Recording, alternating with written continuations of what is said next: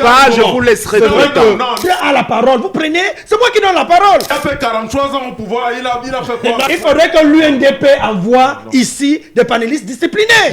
Non, vous ne le chassez pas. Non, moi je le chasse. Non. Permettez qu'il suive. Non. Si qu'il est militant, convaincant et convaincu, désormais d'ailleurs, du Rassemblement démocratique du peuple camerounais, il est très présent dans la scène sportive, notamment dans le football, très proche de la Fédération camerounaise de football.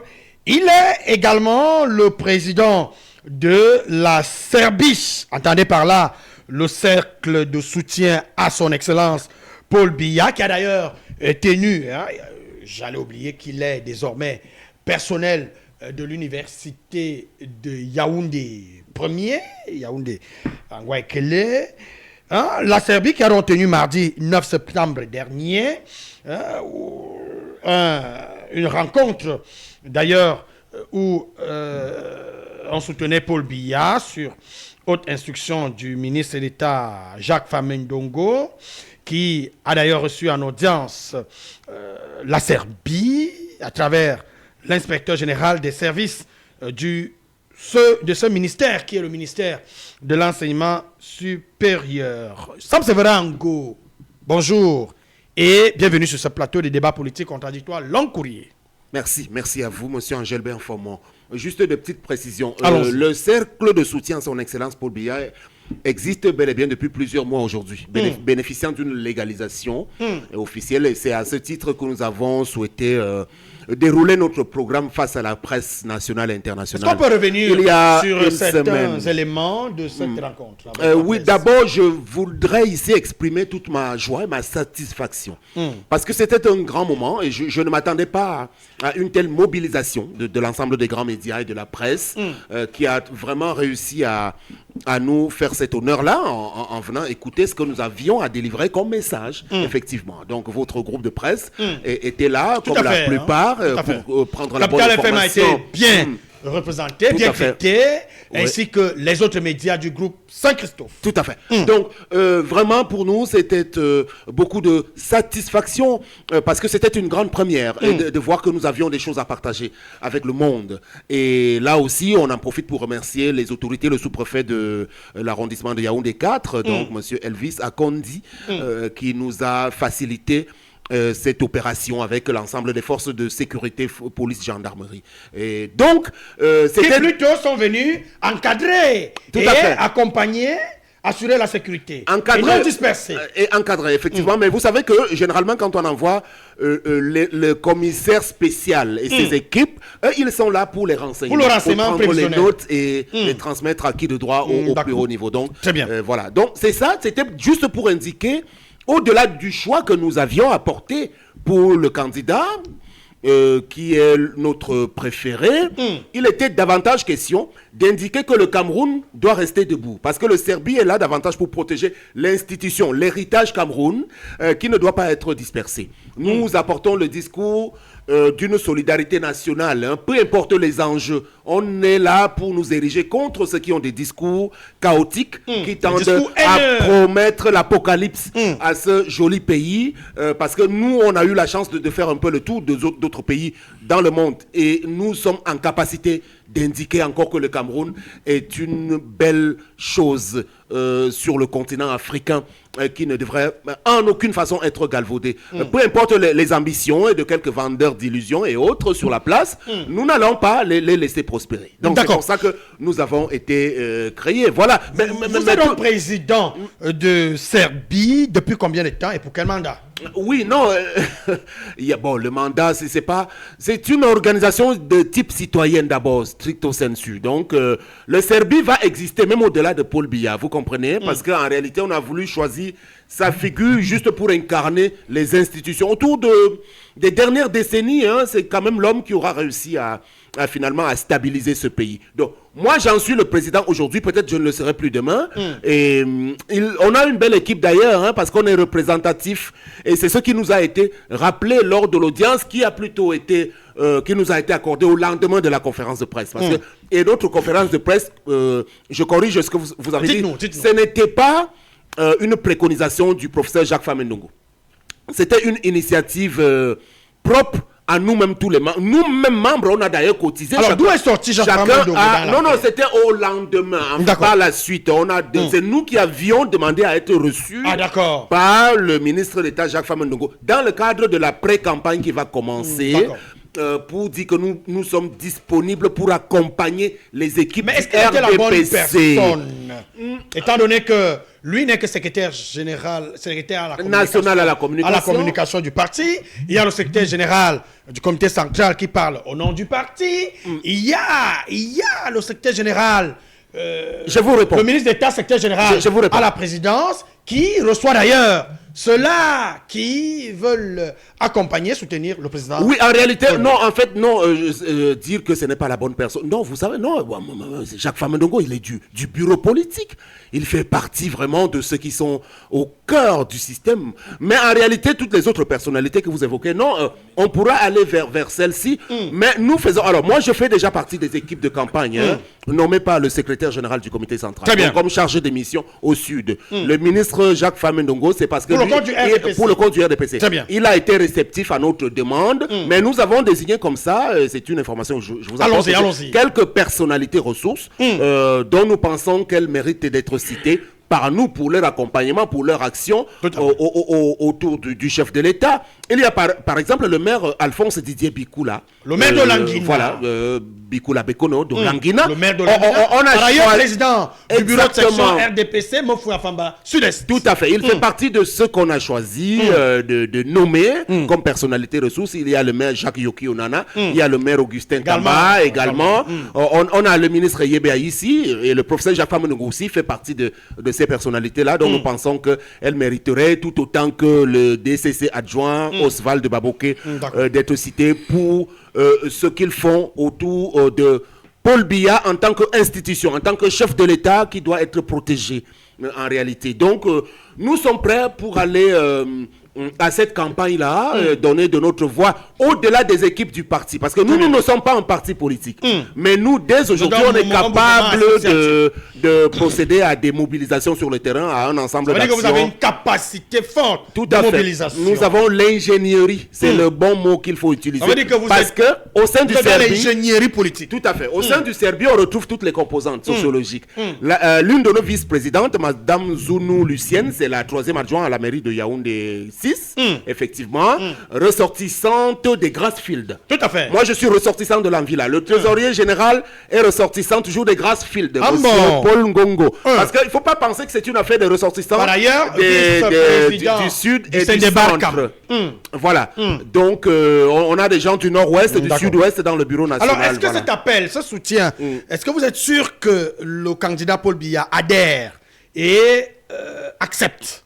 Non, d'abord, c'est la personnalité, comme on va dire, il est le président d'honneur. On n'a même pas besoin de lui demander son avis aujourd'hui. Vous lui plaquez parce qu'en réalité, c'est quelqu'un qui ne s'appartient plus. Donc, quand on parle de président Paul Biya, on ne va pas demander la permission à son épouse ou à ses enfants. Non, c'est quelque chose qui dépasse finalement le simple cadre familial. Donc oui, nous avons de très bons retours d'ailleurs. Nous sommes d'ailleurs l'une des associations de même type, les mieux structurées aujourd'hui, à peine nés, à peine sortis des fonds baptismaux, par notre capacité à porter le discours qu'il faut d'abord. Et je pense qu'aujourd'hui, nous sommes dans cette action et on ne s'arrêtera pas de sitôt. D'accord. Allons du côté du parti camerounais pour la réconciliation nationale et accueillir le secrétaire national à la mobilisation et à la propagande du PCRN, le parti de Cabral Libi Linguengue.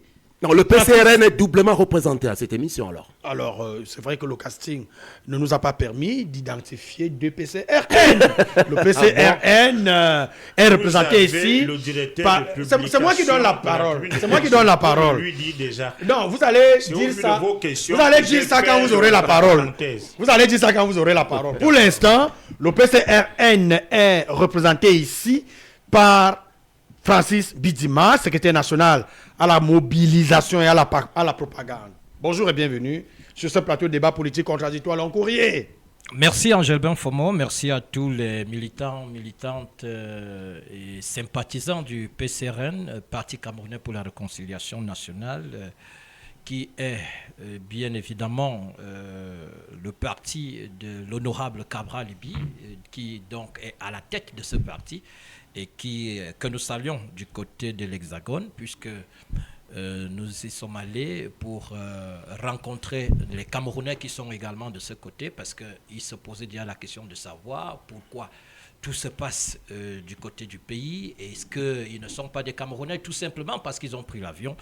Et donc, nous sommes donc du côté de l'Hexagone pour rencontrer les Camerounais qui sont de ce côté et leur dire oui, nous allons réussir ensemble, comme se veut le slogan de notre campagne. Et donc, je voudrais également saluer les populations de l'Escrème Nord, notamment de Kousseri, qui ont eu cette ingénieuse idée de dire merci à l'honorable Cabral Libye pour être arrivé là-bas, même s'il est passé par le Tchad, parce que vous comprenez que si je dis qu'il est passé par le Tchad, vous comprenez que le Cameroun est aujourd'hui un problème en ce qui concerne les routes. Justement, je voulais vous relancer là-dessus. Les routes camerounaises sont pour la plupart en décrépitude. Que se passe-t-il? Est-ce que vous avez observé, comme moi, qu'il est difficile en ce moment nous vous prions de mettre les téléphones en mode silencieux, c'est plus poli. Est-ce que vous avez constaté, comme moi, que les routes camerounaises, ça ne va pas? Alors, je voudrais seulement que, comme nous sommes voisins du FECOM, et le FECOM est ce monsieur-là qui, de façon institutionnelle, est la banque des communes. Et donc, on ne peut pas comprendre qu'aujourd'hui, que nous nous retrouvions avec autant de difficultés pour se mouvoir dans notre pays. Et nous pensons quand même qu'à une certaine période, les uns et les autres doivent se ressaisir et demander pourquoi est-ce que nous sommes arrivés à ce niveau. Pour partir de là où nous sommes à l'heure actuelle et atteindre Voguenyege, qui est l'autre... en fait, c'est un quartier d'à côté, et peut-être de mon voisin qui est là à côté de moi, je ne voudrais pas le citer pour le moment. Je vous assure que c'est difficile. C'est vous qui introduisez les panélistes. J'ai dit le voisin, je n'ai pas donné le nom. Pourquoi vous voulez introduire les panélistes? Je vous assure que s'il est sérieux et honnête, il va vous dire qu'il a déjà fait péter au moins 50... qu'est-ce que j'appelle les cardans, tout ce qui cela concerne. Mais c'est très difficile de partir d'ici pour le FECOM et même au-delà du FECOM. Dès lors que j'ai passé toute la journée d'hier... Les amortisseurs... Je vais dans votre sens. Voilà. J'ai passé toute la journée d'hier sans voiture parce que ma voiture a passé toute une journée au garage puisque mes amortisseurs ont pété du fait de l'état des routes et surtout le tuyau d'échappement, on a dû le déposer. Voilà. Pour lui faire subir une chirurgie à l'effet de le réparer. Alors, tout ça à cause des routes de notre pays. Et vous comprenez donc, lorsque je l'ai dit, je vais par exemple du côté de Djandouane. À Djandouane, j'ai fait péter également les amortisseurs de ce côté. Pourquoi vous restez seulement dans la Moufa? Non, je ne dis pas que je reste dans la Moufa Famba. Là où je suis là, je suis dans l'Omfundi. Je suis dans l'Omfundi. Pour aller en Fou, vous venez de dire tout à l'heure que vous avez eu toutes les difficultés hier pour avoir votre véhicule. Vous êtes du côté d'un Fou. Alors, est-ce que la route qui mène en Fou, elle est vraiment comme si on allait au palais présidentiel? On est en train d'arranger. On est en train d'arranger. Le conseil régional s'en occupe. C'est ce que vous dites, mais j'y étais il y a quelques jours. C'est toujours le calvaire. Lorsque je l'ai dit, je vais aller du côté du sud. Je vais du côté du sud. Pour atteindre Ambam aujourd'hui, c'est un calvaire. Pour atteindre Sanmelima. Peut-être vous n'avez même pas constaté. Je vous dis Sanmelima. Yaoundé-Sanmelima comparé à Yaoundé Banganté. Regardez seulement Yaoundé-Banganté, Yaoundé-Sanmelima. On a l'impression que le ministre des Travaux publics est en train de nous tromper. Alors, vous comprenez que... Est-ce que ce n'est pas le cas? Alors, c'est même peut-être ce que moi j'aurais... C'est-à-dire que la route qui va chez le président de la République... Je me suis posé la question de savoir qu'est-ce que M. Biya a fait à ce pays. Parce que pour atteindre Sanmelima, c'est un problème. Je sors de là il y a quelques jours, je crois il y a 3 jours. Vous ne pouvez pas atteindre Sanmelima. À un certain moment, vous êtes obligé de ralentir parce qu'il y a des travaux. Mais... pour atteindre, par exemple, mes têtes, c'est toute une difficulté. Alors, vous êtes obligé, et à un certain moment, moi je me suis posé la question de savoir, est-ce que chaque jour que nous sortons, nous devons avoir autant de difficultés? Vous allez du côté de l'extrême nord. Pour partir de Ngaoundéré pour Garoua, c'est autre chose. Vous faites pratiquement 8 heures de temps. Là où on faisait 3 heures lorsqu'on ne roulait pas un peu plus vite. Alors, vous partez de Ngaoundéré, peut-être dès lors que vous arrivez à Magada, Kaélé, c'est une difficulté. Vous êtes obligé de passer même par Midivine. Vous êtes du côté de Kaélé pour atteindre Yagua. Yagua, on ne peut même plus partir de Maroua directement pour Kousseri. Vous êtes obligé de passer par Yagua. Vous entrez au Tchad au travers de Bongor. Vous traversez tout le Tchad et vous arrivez au sommet, c'est-à-dire au niveau de Kousseri. Pour revenir, c'est toute une difficulté. Alors, on fait le débat des routes, monsieur Fomon. C'est ça la thématique. Non, c'est la mise en bouche. Vous voyez, lorsque vous parliez de monsieur Biya tout à l'heure, c'est ça le problème. Non, ce n'est pas un problème d'être modéré. Le problème est que lorsque Sam Severin parlait de monsieur Biya tout à l'heure, on a fait l'effort de l'écouter jusqu'au bout. Et donc, je voudrais bien que, comme nous ne sommes qu'à l'entame de cette édition, que nous nous respections lorsque nous serons vous prenez trop de temps pour les périphéries. Il y a des thématiques dans tous les centrales. Cas, on n'est pas venu pour parler des routes. Ce n'est pas vous qui nous avez invités ici. C'est vous qui avez la parole. Ce n'est pas vous qui nous avez invités ici. C'est vous qui avez la parole. Je sais que ça fait mal de dire que chez M. Biya, il n'y a pas de route. On ne vous défend pas de le dire. Non, ça fait un peu mal. Ça fait un peu mal de le dire. Et que du côté de l'extrême nord, j'assume ce que j'ai dit sur ce plateau. Du côté de l'extrême nord a envoyé un message. Plus rien à M. Biya. C'est clair. Et donc, je suis revenu donc sur ce plateau pour réitérer le message qui vient du septentrion qu'il faut oublier de ce côté-là. D'accord. Et donc, je pense que les uns et les autres auront écouté ma mise en bouche. Écoutons d'abord cet auditeur. Allô? Oui, allô, bonsoir. Allons-y très rapidement. Ce n'est pas encore le moment des auditeurs, mais allons-y. J'interviens pour poser la question de savoir où journaliste Sam Severin, si c'est lui qui a invité les différents panélistes qui sont là. Lorsqu'il parlait de leur président, la personne l'a interrompu. Qu'il laisse donc M. Bittima faire sa description telle qu'il connaît. Voilà, je reste à l'écoute. Merci. On va donner la parole à tout le monde, mais Thierry... Donc tout un appel pour interpeller Sam Severin. Thierry, c'est quand même que... Ça prouve que vous êtes important. Hey! Oh là là. Vraiment. Thierry Biassi, lui, il est ici. Il est membre militant, convaincant et convaincu du MRC, le mouvement pour la renaissance du Cameroun, qui malheureusement n'est pas à l'élection présidentielle du 12 octobre 2025. Bonjour et bienvenue sur ce plateau une fois de plus.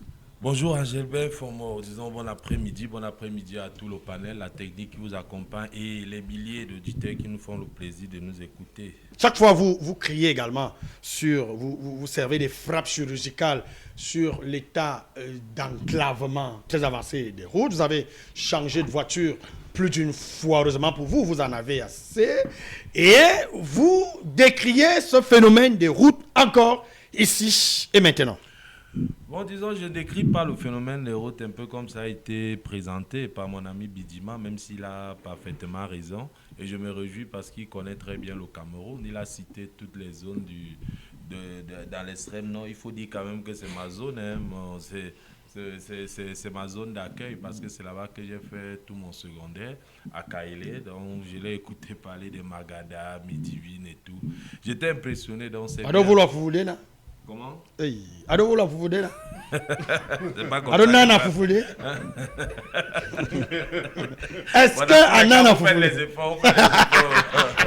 Vous faites les efforts. Mais Vio, est-ce que Adonana foufoude? C'est déjà bien, vous faites des efforts. Ok. Bien. Bon, en fait, je voulais juste féliciter mon ami Bidima. C'est la preuve que peut-être le PCN qui a hérité d'un parti aussi de cette zone-là a pris le temps d'étudier la zone, c'est bien. Mais en fait, je voudrais parler des routes, mais pas comme mon ami Bidima. Si j'ai souvent eu l'occasion d'en parler, c'est parce que j'ai décrit un peu les routes de mon quartier, que lui-même il a bien fait de noter ici, là. Vous ne pouvez pas imaginer 3 km pratiquement, en passant devant le FECOM, honnêtement qu'on ne puisse pas passer par là. C'est ce matin, lorsque je sortais de chez moi, que quelqu'un me parlait d'un chantier, je ne sais pas trop de quoi, qui se déroule du côté du FECOM. Je lui ai dit que mon frère, je suis désolé, moi je ne passe plus par là. Donc nous sommes obligés de faire un détour pour sortir de la maison. Parce que vous ne pouvez plus passer du côté du FECOM. Je rappelle que nous sommes à grave. proximité du FECOM. C'est notre grand voisin. Malheureusement, l'accès est pitoyable. La semaine surpassée, le candidat à l'élection présidentielle à Kérémouna a fait un tour de ce côté. Ça a permis peut-être aux autorités, je ne sais pas si c'est à cause de lui ou c'est grâce à lui, je ne sais pas comment dire, les autorités ont fait une descente et ils nous ont promis que d'ici la semaine prochaine, ils vont au moins racler la route de manière à ce que nous puissions passer facilement. On attend parce qu'on a déjà eu ces promesses depuis plus de 20 ans, rien n'est venu, la route continue toujours de se dégrader. Mais pour revenir maintenant sur le plan général des routes. On sait qu'à l'ouest, les routes sont mieux. Non, c'est pas ça le débat. Attendez, non, je n'entre pas dans désenclavées ça. que dans le pays organisateur. Je n'entre pas dans ça parce que ça relève encore des propos que j'appelle des propos haineux. Et je pensais que... Du constat. Je pensais que le président de la Serbie qui est à côté de vous allait vous rappeler à l'ordre immédiatement parce que ça ne contribue pas à la stabilité, à la paix dans notre pays quand vous tenez des propos comme ça. C'est-à-dire, s'il vous plaît, la route de l'Ouest est meilleure que la route de tel. Que les routes de la cité capitale. Il faut arrêter ça. D'accord. Ok, on va donc... Si la route qui va dans le village... On va donc proscrire tout discours à caractère tribal ici. Oui, non, il faut éviter ça parce que de manière... parce qu'en fait, c'est le tribalisme que vous mettez en filigrane. Ça vient... on va donc dire que certaines routes dans certaines parties du pays sont enclavées, tandis que d'autres routes sont désenclavées. Je n'entre pas dans ça. Écoutez, je n'entre pas dans ça. Bon, chutez donc. Et puis, si vous-même, vous avez encore le courage de venir dire sur un plateau comme celui-ci que la route qui va dans le village d'un chef d'État vraiment est dégradée, parfois cacher même souvent aussi la honte de ce pays. Vous ne pouvez pas venir dire sur un plateau que la route qui va dans le village d'un président n'est pas bonne. C'est honteux. Dans tous les pays, demandez à ceux qui ont eu l'occasion de voyager. La route au moins qui mène chez le président, c'est la moindre des choses. Donc, bon, ça c'est en passant. Mais ce que je vais dire sur les routes aujourd'hui, c'est que quand j'écoute la télévision, je regarde les informations, je vois les ministres descendre sur le terrain et qui pensent vouloir résoudre le problème de la route par la route, ça m'inquiète. Parce que ça n'existe nulle part au monde où on résout le problème de la route avec des routes. Vous pouvez goudronner tout le Cameroun, mais je peux vous mettre au défi que en très peu de temps, ces routes vont se dégrader. Parce que quand je parle de résoudre le problème de la route par la route, ça veut dire quoi? Nos routes aujourd'hui au Cameroun, que vous le voulez ou pas, elles sont saturées. Regardez ce qui se passe, par exemple, à Douala. Le matin, lorsque vous sortez, les routes ne sont pas praticables. Les routes sont saturées. Et imaginez quand vous pensez qu'à Douala, il y a 50% par exemple des jeunes qui sont au chômage. Imaginez un seul instant que tous ces jeunes commencent à travailler et que tous ces jeunes soient obligés de sortir de chez eux tous les matins pour aller travailler. À quoi vont ressembler les routes de Douala? C'est pour ça, pour résoudre le problème des routes, il faut améliorer le transport ferroviaire. Il faut améliorer le transport aérien. Il y a beaucoup de choses à faire pour protéger nos routes. Ça, c'est très important. Tous les pays qui ont des belles infrastructures routières, vous allez vous rendre compte que c'est parce que aussi à côté, le réseau aérien est bon, le réseau ferroviaire est bon. Je le dis pourquoi. Vous avez un port à Douala, à Kribi. Un complexe industriel-portuaire en gestation à Kribi. Voilà. Les marchandises arrivent à Kribi. Ces marchandises doivent être acheminées à Yaoundé, Douala, partout dans le Cameroun. Les camions sont obligés d'emprunter la route. Et vous avez des milliers de camions. Vous avez peut-être la malchance, parce que j'ai remarqué, vous ne voyagez pas peut-être beaucoup dans le pays. Faites l'effort d'aller... Et je prends une balle perdue. Oui, comme ça. Faites l'effort d'aller à Douala et vous-même, vous êtes au volant de votre véhicule. Vous allez comprendre que la route de Douala n'est pas je veux dire quoi, vous n'arrivez pas à rouler. Vous avez devant vous 50 camions alignés. J'ai dit 50 camions alignés. Pourquoi ils sont obligés d'emprunter la route? Parce que justement, le réseau ferroviaire n'est pas bon. S'il y avait un train qui partait du port de Kribi pour Douala, ou pour le port de Kribi pour Yaoundé, ou le train qui part du port de Kribi pour Kousseri directement, ces camions n'allaient pas endommager autant nos routes. Donc, en essayant tous les jours de colmater les routes, faisons l'effort d'améliorer le transport ferroviaire, par exemple. À l'époque, avant 82, mon père me dit, je ne sais pas si vous avez la même information, le train partait de Yaoundé, ça partait en Ngoumou. Le train partait en Balmayo, c'est ça qui a permis que toutes ces villes se développent. Le train partait en Konsamba, c'est ça qui a permis de faire de Konsamba l'une des plus grandes villes du Cameroun. Le train partait partout dans le Cameroun. Et de cette manière, donc, ça permet de protéger les routes. Vous avez aujourd'hui le transport aérien qui est inexistant. Mais quand vous allez, par exemple, puisque vous aimez trop l'Ouest en exemple, vous avez vous avez les ressortissants de l'Ouest qui sont en majorité sur la route de l'Ouest. Un beau-fils de Bayangam. Vous avez, écoutez, vous avez les ressortissants de l'Ouest qui sont en majorité au moins 2 fois par mois au minimum sur la route parce qu'ils vont au village. Imaginez les risques que ces personnes courent sur les routes. Imaginez tout ce qu'ils doivent traverser. S'il y avait une compagnie aérienne, la moitié de ces personnes, parce que pour la plupart, ce sont des gens qui ont les moyens, ils devraient sûrement emprunter un avion. Okay. Imaginez s'il y avait le train, ils allaient prendre le train et de manière automatique, les routes allaient être désengorgées. D'accord, donc c'est pour vous a dire compris, au ministre des Transports, au ministre des Travaux Publics, au chef de l'État, et au ministre de l'Urbanisme et de l'Habitat. Et les maires, au lieu de vous concentrer sur la route, concentrez-vous aussi à construire d'autres réseaux, c'est-à-dire ferroviaires, aériens et bref, tous les autres. Parce que vous ne pouvez pas résoudre le problème de la route uniquement avec la route. C'est-à-dire, on va faire l'autoroute, on va faire les ceci, on va faire les cela. Non. D'accord, merci. Les routes seront toujours... Accueillons Léonide Nfoum. Lui, il est responsable au sein de l'UNDP, l'Union nationale pour la démocratie et le progrès. Léonide Nfoum, habitué de ce plateau, bonjour et bienvenue sur l'Arbre à Palabre radiophonique, dans sa version du débat politique contradictoire long courrier. Être responsable, c'est un poste ou bien c'est quoi?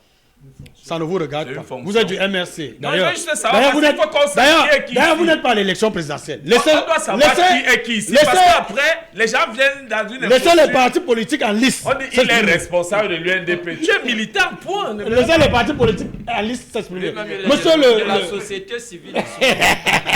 Léonide Nfoum, bonjour et bienvenue sur ce plateau. Moi, tu sais, Engelbert, je sais même que le gars s'il s'échauffe ou pas. Alors qu'il ne parle même pas à l'élection là. Je te dis.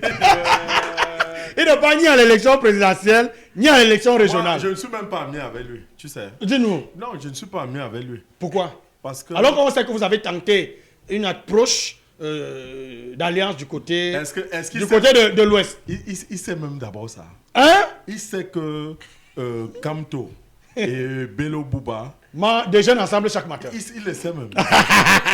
Alors justement, il y a donc une actualité justement sur cette coalition de l'opposition qui veut positionner Bello Bouba Maïgari comme chef de cette coalition. Êtes-vous au courant de ça? Est-ce qu'on peut revenir là-dessus? Non, le chef de l'opposition, telle qu'elle est constituée au Cameroun, les éléments les plus probants qui nous amènent à le dire, à savoir la plus grande représentativité et l'expérience même, la dimension de l'homme.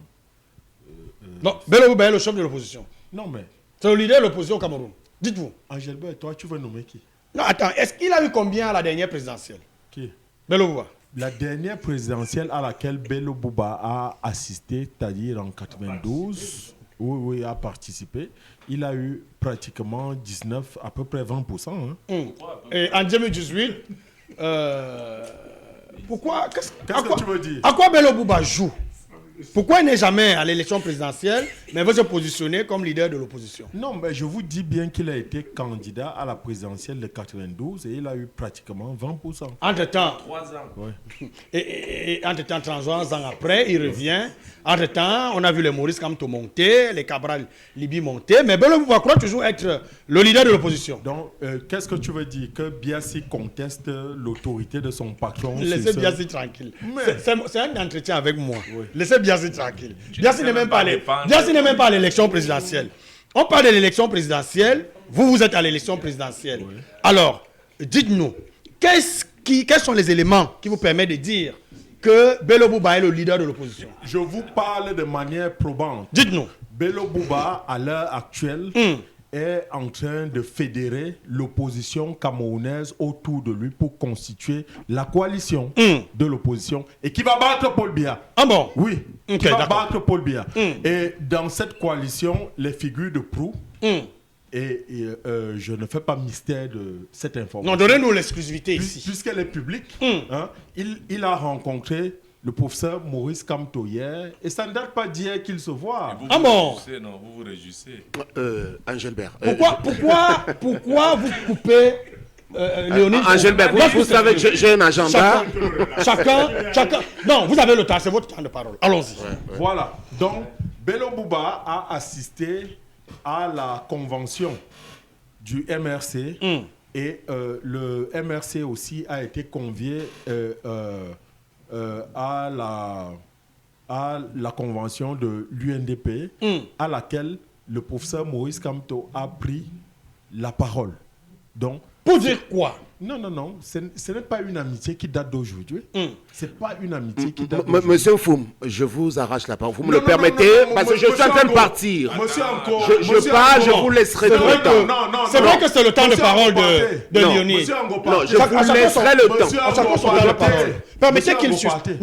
Non, vous ne le chassez pas. Non, moi je le chasse. Non, ce n'est Je pas le vous. chasse. Ça n'est pas. Il a fait 43 ans au pouvoir. Il a fait quoi? Non. 43 ans. Il Monsieur va Ango, prendre la partez. parole tout à l'heure. Non, Alors, si monsieur Ango va chutez, partir, il va qu'il prendre la parle. parole. Qu'il parle, Non, qu'il non, parle. non, Non, mais monsieur nous Ango, si vous avons- laissez Ango parler, ça ne va pas se passer comme ça. Non.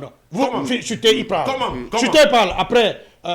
Après justement, le président Aimé Sefriolinga. Allons-y. Oui, donc la coalition va se constituer autour du président D'accord. Bello Bouba Maïgari. Merci. Et je vous donne les figures de proue. Dites-nous. Et l'opinion publique camerounaise attend cette coalition-là. D'accord, merci. Alors, non, mais si tu veux de là, Je te parle, hein. je t'ai dit de laisser partir Ango. Ango est pressé. Non, chutez. Ango est pressé. Non. Et voilà un militant rebelle du MSC que vous avez invité sur ce non, plateau. Biassi est rebelle. non, bon, merci. Biassi est rebelle. D'accord. Non, on fait pas. Bon, si vous faites de l'humour, suppose c'est pas- donc que- non, soyons sérieux. On suppose minimalement. donc que vous avez fini. Je ne fais pas de l'humour. Est-ce qu'on suppose que vous avez Biassi fini? est rebelle. Est-ce que vous avez fini? Ango va partir, laissez partir Ango. Non. Non, mais Le cas Ango ne vous concerne pas, ça me regarde. Non, Merci. mais- Alors, on va donner la je parole à ne veux pas quelqu'un. parler 2 minutes avec vous. Bon, ça va. Donnez alors la parole. D'accord. Aimé Sefriolinga, bonjour et bienvenue sur ce plateau des débats politiques contradictoires, Long Courrier. Bonjour, bonjour Angelbert Formand, bonjour à mes copanélistes et bonjour à vos millions d'auditeurs. Alors, quelle est l'actualité au sein du FDR? Je rappelle qu'il s'agit du Front démocratique révolutionnaire, dont vous êtes le guide de la révolution nationale. Je voudrais d'abord à ce titre justement saluer de manière patriotique tous les révolutionnaires qui nous suivent en ce moment et qui attendent le mot d'ordre de leur guide par rapport au 12 octobre. C'est vrai que nous attendons également l'exclusivité de ce mot d'ordre annoncé ici sur ce plateau. Ce mot d'ordre sera donné d'ici le 27 au plus tard, le 27 à 15h. Ça a été annoncé sur le site web FDR. D'accord. Et donc, ce mot d'ordre sera donné au plus tard le 27 à 15h. Toutefois, je voudrais donc saluer de manière patriotique tous ces militants et sympathisants de notre parti qui nous suivent attentivement et qui attendent, qui préparent sereinement cette élection. Je voudrais d'ailleurs profiter pour les inviter tous les Camerounais, les citoyens inscrits sur les listes électorales à se rendre massivement. Mais alors massivement dans toutes les antennes communales de Elections Cameroun pour retirer chacun et chacune sa carte d'électeur et l'a gardée précieusement. En attendant le jour J qui sera certainement le 12 octobre. D'accord. Parce que justement, vous parlez de l'actualité. Je dois dire que j'ai assisté hier à une rencontre au Palais des Congrès où j'ai été convié à une concertation, la concertation qui était destinée à tous les leaders de partis politiques et des candidats. Organisée par l'ECAM. Organisée par l'ECAM. Effectivement, le FDR était valablement représenté par son président national. J'étais à cette rencontre et nous avons échangé, nous avons eu un certain nombre d'informations qui nous permettent aujourd'hui de dire que le processus il est lancé. Et c'est à ce titre d'ailleurs parce que Elections Cameroun se plaignait du fait qu'il y a des milliers de cartes d'électeurs de nos militants et sympathisants qui sont encore dans les... Qui sont en souffrance. Dans les antennes communales. Et il appartient à chaque leader de parti politique justement d'aller et de relayer cette information pour informer ses membres, ses militants et sympathisants. Et même les électeurs dans le sens global du terme justement pour aller retirer. Parce qu'il faut le dire, je sais qu'il y a eu un relâchement dans cet engouement que nous avons observé, et certains Camerounais s'étant rendus compte que des figures emblématiques de la lutte pour le changement étaient absents, pas par leur volonté justement de cette échéance-là. Beaucoup de nos compatriotes ont estimé, surtout ceux qui soutiennent les révolutionnaires et naturellement le MRC, parce qu'il faut dire les choses telles qu'elles sont, avait tendance à un relâchement. Nous disons que rien n'est perdu. Nous disons qu'il faut aller récupérer les cartes. Nous disons que le moment venu, nous donnerons le mot d'ordre qui sera celui probablement que les Camerounais attendent de toutes les façons. Et nous avons eu des informations, je crois que nous en parlerons tout à l'heure dans le cadre du sujet à l'ordre du jour. Tout à fait, tout à fait. Okay. Je ne vais pas être très long en disant que le FDR est au four et au moulin. Tout à fait. Et que nos compatriotes doivent s'armer de leur carte d'électeur dès maintenant. D'ailleurs, je dis que ceux qui n'ont pas encore récupéré, qu'ils aillent à partir même de ce il faut récupérer ses cartes d'électeur. Et la garder précieusement sur le chevet du lit. Parce que c'est cet élément-là, c'est cette arme-là qui fera en sorte que les lignes bougent, certainement. D'accord. Donc, merci. Je reviendrai pour les autres informations relatives justement à cette rencontre qui a été une rencontre très, très... Même s'il faut regretter quand même l'amateurisme sur le plan de l'organisation. Et là, c'est l'inquiétude du président du Front démocratique révolutionnaire parce que il y a eu une espèce d'amateurisme dans l'organisation pratique de cette affaire-là et je voudrais dire à Elections Cameroun d'améliorer sa façon d'organiser les choses parce que si une petite réunion comme celle-là des leaders de partis politiques, la société civile, administration et chefs traditionnels, plus la presse, est organisée avec un tel cafouillage, j'ai bien peur. D'accord. 12 octobre. Merci beaucoup. Prenons une transition, on revient tous derrière pour aborder le premier thème inscrit à l'ordre du jour.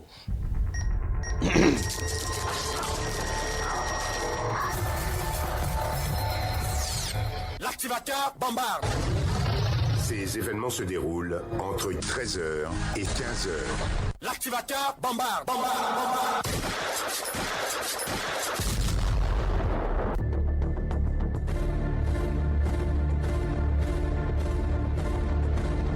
Écoutez votre émission préférée, L'arbre à Palabre. Radiophonique. Tous les jours, du lundi au vendredi. 13h, 15h. Sur Capital FM 102.8. Il est des époques où nous faisons l'histoire. Et d'autres où c'est l'histoire qui nous fait. Avec le modérateur plénipotentiaire par microphone interposé. L'activateur. L'activateur Angilbert. Fom.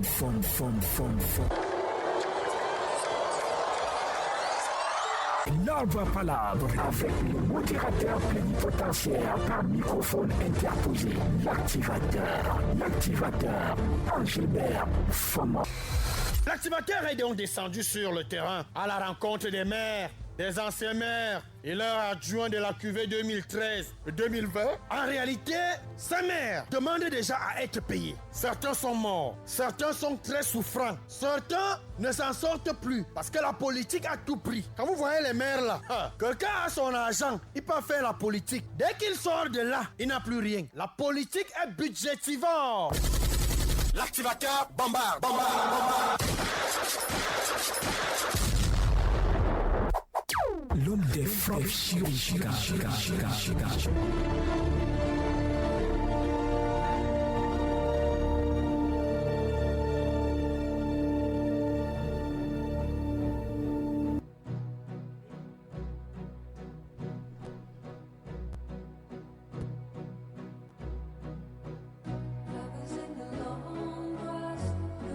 Ah bien, retour donc sur ce plateau des débats politiques contradictoires. À présent, on va parler de la décentralisation et de la représentativité. Les élections régionales de 2025 peuvent donc-elles renforcer la démocratie locale au Cameroun?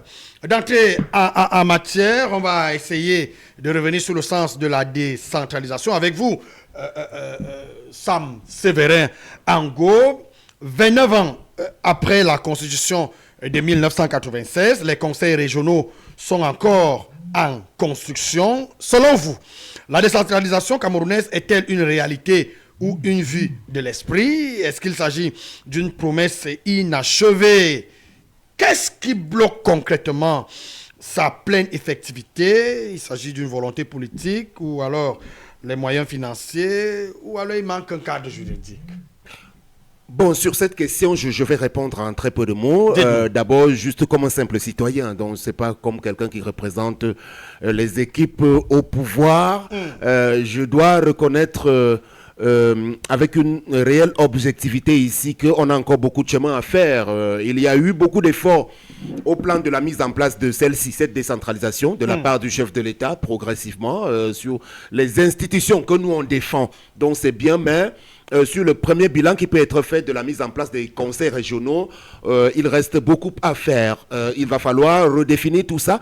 Je pense qu'il y a eu beaucoup de chevauchements entre les différentes composantes. Parce que personnellement, je pense que si on doit aller à un rapprochement du pouvoir beaucoup plus proche des populations, on devrait amoindrir la prégnance de l'État. Ça veut dire que de mon point de vue personnellement, comme un citoyen, le ministère même en charge de la décentralisation pourrait disparaître. C'est-à-dire qu'on n'a pas besoin d'un autre ministère encore qui représente l'État central pour dicter sa loi aux collectivités locales décentralisées. Donc ça, c'est vraiment une préconisation que je peux formuler parce qu'il y a eu beaucoup de... Vous savez, les maires aujourd'hui ne sont pas complètement libres. Donc ils tiennent encore leurs ordres qui viennent d'un ministère central alors qu'on devrait normalement leur laisser complètement la latitude d'agir en tant que magistrats municipaux en toute indépendance. Au niveau des conseillers régionaux, là encore, il y a beaucoup de chevauchements au niveau des attributions entre les gouverneurs de région et les conseillers régionaux et les présidents de conseils régionaux. Il n'y a pas toujours encore une réelle délimitation.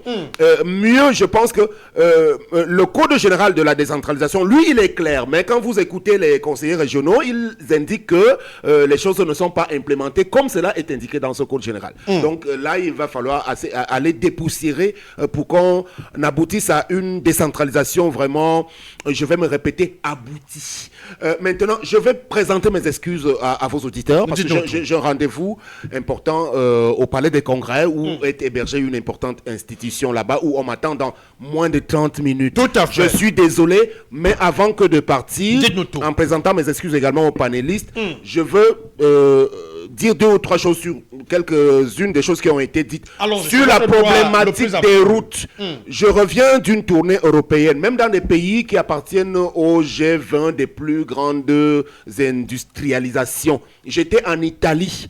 La vétusté des routes est constatée.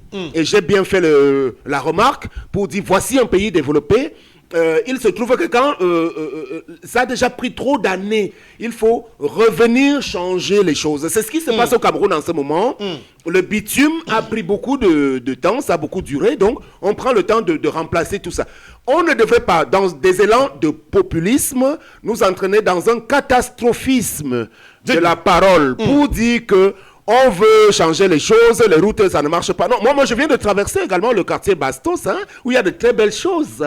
Il y a beaucoup d'endroits. Alors aujourd'hui, quand vous traversez la grande route en partant de l'hôpital militaire pour arriver jusqu'à l'Assemblée nationale, en descendant vers Melun, ça roule bien. Il faut bien le dire aussi.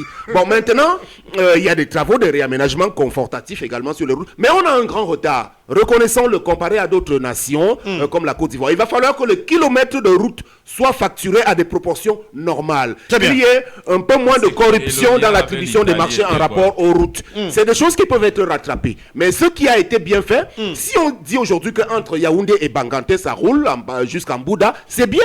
On peut s'en féliciter.